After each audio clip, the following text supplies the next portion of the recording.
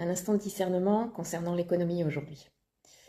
En suivant un peu les actualités, il est facile de capter aujourd'hui que l'économie de notre pays est fragile, dégradée, qu'elle est sensible. D'ailleurs, à ce jour, nous n'avons toujours pas de ligne directrice puisque notre État n'a pas de budget pour cette nouvelle année. Aussi, de ce point de vue, est-ce qu'on ne confondrait pas la politique et l'économie? C'est vrai que les deux axes semblent indissociables. Et pourtant, leur orientation première, elle est bien différente.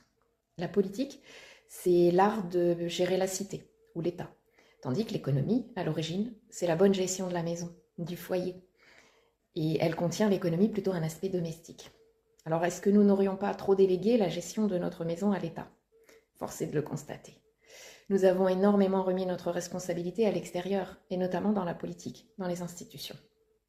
Alors aujourd'hui, on peut s'interroger sur la capacité de ces institutions à gérer l'économie, au vu de l'état des finances et de notre économie nationale, ne serait-ce qu'en termes d'endettement ou de diminution de la qualité de nos vies. Il y aurait beaucoup à dire sur la gestion des ressources. Mais faire des économies, c'est bien compliqué quand il s'agit d'en décider au niveau collectif le plus large. Alors nous pouvons être critiques à l'égard de nos dirigeants, mais nous avons remis notre pouvoir économique entre leurs mains.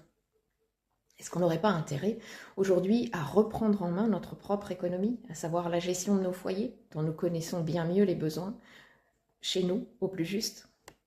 Reconsidérer la production des richesses à partir de nos besoins, nos propres besoins, inspirerait certainement de nouveaux modes d'échange aussi.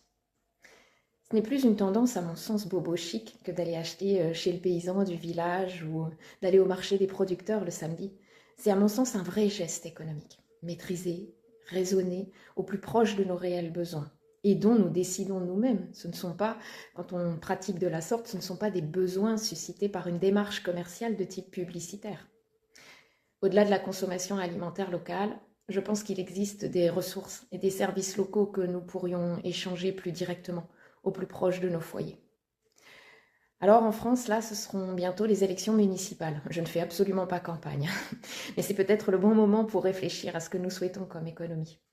Les élections sont trop souvent considérées d'un point de vue politique aujourd'hui. Peut-être qu'on aurait intérêt à dissocier l'administration de nos cités de la gestion de nos ressources et de nous réinvestir pleinement dans la gestion de ces ressources qui concernent avant tout nos propres foyers.